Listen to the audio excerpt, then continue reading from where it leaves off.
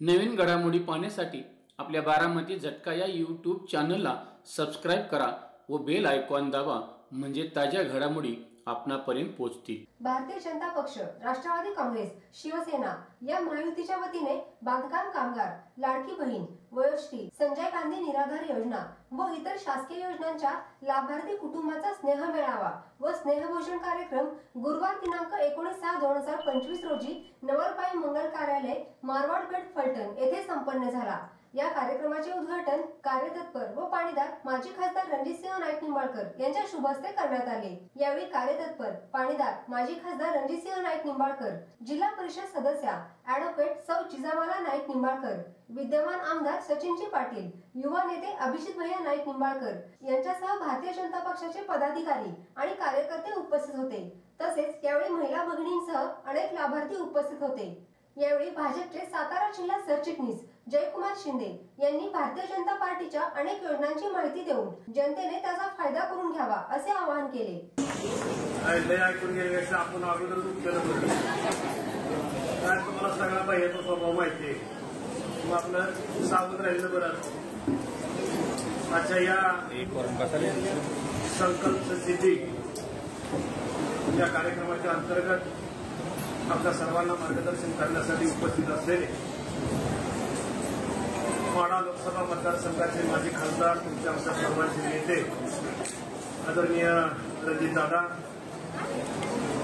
या तालुक्याचे दमदार आमदार यांनी या तालुक्यामध्ये आमदार झाल्यापासून पायाला भिंगरी लावून या तालुक्याच्या विकासासाठी काम करतायत ते सन्माननीय रणजितदादा पाटील, आपल्या सर्वांच्या आदरणीय लाडक्या वहिनीसाहेब,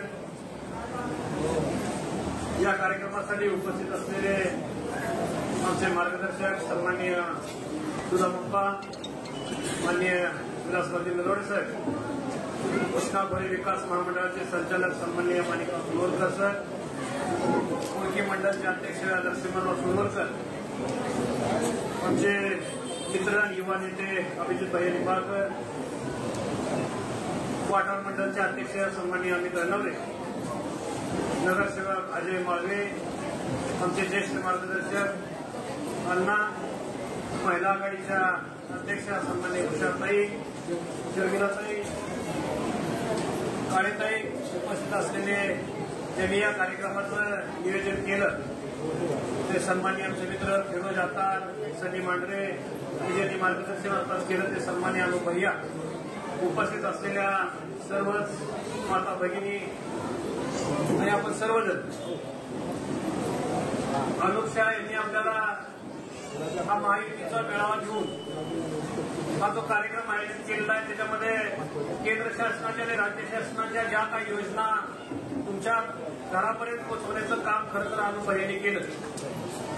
अनुप यांनी मगाशी सांगितलं की खऱ्या अर्थानं आतापर्यंत तुमच्या दारामध्ये येऊन सगळ्यांच्या योजना, केंद्राच्या आणि राज्याच्या योजना असतील, आयुष्यमान भारतचं कार्ड असेल, बांधकाम कामगारच्या सगळ्या योजना असतील, त्यानंतर ज्या काही योजना तुमच्या घरापर्यंत पोहोचल्या त्या सगळ्या योजना त्या भारतीय जनता पक्षाच्या महायुतीच्या सरकारच्या कालखंडामध्ये दिलेल्या आहेत आणि त्या योजना मिळाल्यानंतर तुमच्याशी बोलावं, तुमच्याशी संवाद साधावा या उद्देशानं आदरणीय रणजितदादा या शहरामध्ये प्रत्येक वॉर्डमध्ये अशा पद्धतीचे मेळावे घेऊन ज्या योजना तुमच्यापर्यंत पोहोचलेल्या आहेत आणि ज्या योजना तुमच्यापर्यंत अजून पोहोचलेल्या नाहीत त्या योजना पोहोचवण्यासाठी खऱ्या अर्थानं काम करण्याचा संकल्प त्या दादाने घेतल्या, तर सगळ्या कार्यकर्त्यांना सूचना केल्या आणि आपल्याला प्रत्येक वॉर्डमध्ये जाऊन ज्या लोकांना लाभ मिळालेला आहे, ज्या लोकांना अजून लाभ मिळायचा राहिलेला आहे तो लाभ कशा पद्धतीनं देता येईल या दृष्टीनं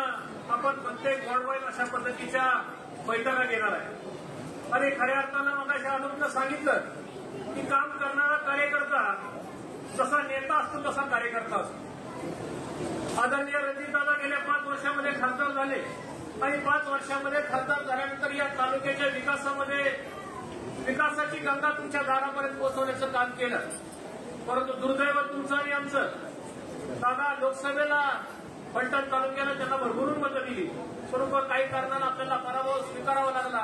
अन्यथा आज दादा केंद्रामध्ये मंत्री असतील, परंतु या पराभवाचं शल्य मनामध्ये न ठेवता ज्या जनतेनं आपल्याला मतदान केलेलं आहे, ज्या जनतेनं आपल्याला आपल्या विश्वास ठेवलेला आहे, त्या विश्वासाला पात्र ठेवून दुसऱ्या दिवसापासून जो माणूस स्वतःचा पराभव स्वीकारून दुसऱ्या दिवशी या तालुक्याच्या विकासासाठी काम करायला लागला आणि या तालुक्यातल्या जनतेला एक स्वप्न दाखवलं होतं की या तालुक्याचा विकास खऱ्या अर्थानं जर करायचा असेल तर सत्ता माझ्या ताब्यामध्ये द्या आणि त्याच पद्धतीनं फलटण तालुक्यातल्या जनतेनं आमदार सचिन पाटील यांना महायुतीचा उमेदवार म्हणून आपण भरघोस मताने निवडून दिलं.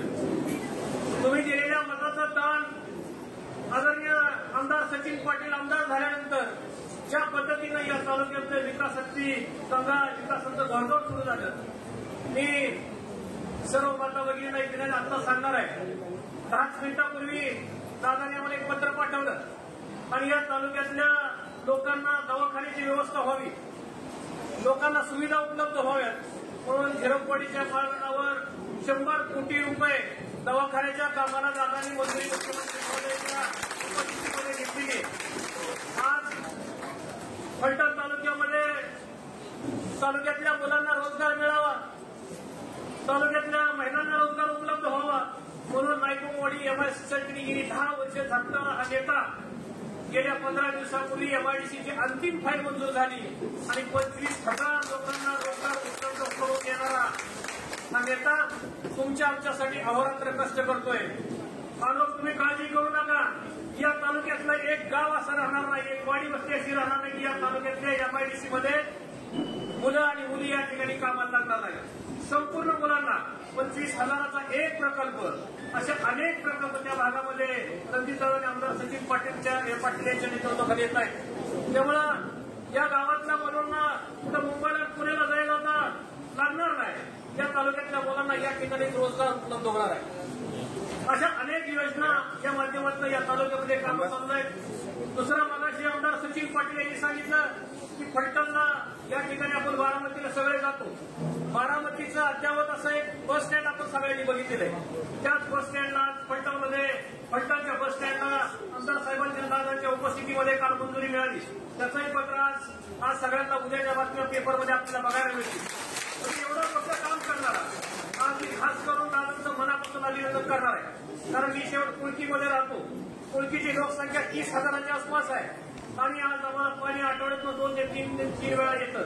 गावातल्या काही कार्यकर्त्यांनी भारतीय जनता पक्षामध्ये प्रवेश केल्यानंतर दादांनी शब्द दिला होता की कुळकीच्या विकासासाठी निधी कमी पडून देणार नाही.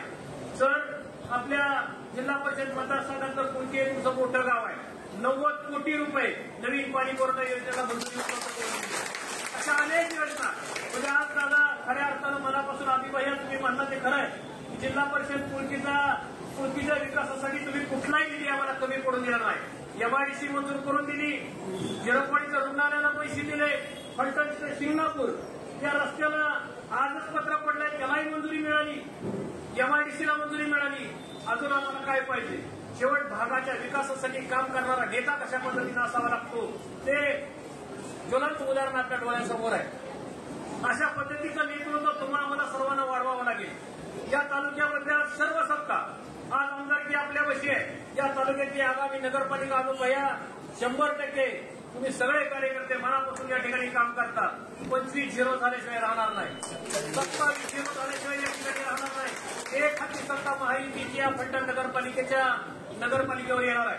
तीच परिस्थिती जिल्हा परिषद पंचायत समितीला येणार आहे आणि आगामी लोकसभेच्या दृष्टीनं या तालुक्यातला पुन्हा एकदा रणजितदादांचा हात बळकट करण्यासाठी आपल्याला पुन्हा एकदा आपल्या हक्काचा माणूस वाडा लोकसभा मतदारसंघामध्ये पुन्हा एकदा खासदार करायचा आहे. यासाठी सगळ्यांनी आपण कामात लागलं पाहिजे, भूमिका घेतली. तुम्हाला सर्वांना सांगतो अनुपया काळजी करू नका, तुमचं काम चांगलं आहे. फिरोज भाई तुमचं काम चांगलं आहे, सनी भैया तुमचं काम चांगलं आहे. नेतृत्व तुमच्या पाठीशी खंबीरपणे उभे, कशाची काळजी चिंता करायची कारण नाही आणि जनता तुमच्या बरोबर आहे. त्यामुळं जो काय शब्द ज्या पद्धतीनं नेतृत्व तुमच्या पाठीशी आहे, परंतु कधीतरी संयमाची भूमिका तुम्हाला घ्यावी लागेल.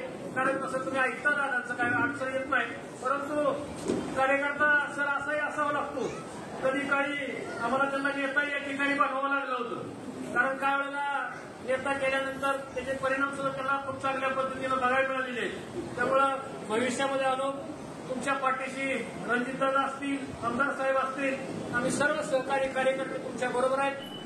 विरोधभाई तुमच्या बरोबर आहे, सगळ्या टीम बरोबर भारतीय जनता पक्षाचे आपले सगळे कार्यकर्ते आज भारतीय जनता पक्षाच्या संकल्प सिद्धी या कार्यक्रमांतर्गत आज जिल्ह्यामध्ये पहिला मेळावा आपण 11 वर्ष मोदी सरकारला पूर्ण झाल्यानंतर ज्या काही योजना केंद्र सरकारच्या राज्य शासनाच्या योजना तुमच्यापर्यंत पोहोचल्या नसतील आणि खूप योजना 10,000च्या योजना सुद्धा लोकांच्या घराघरापर्यंत पोहोचवण्याचं काम केलं.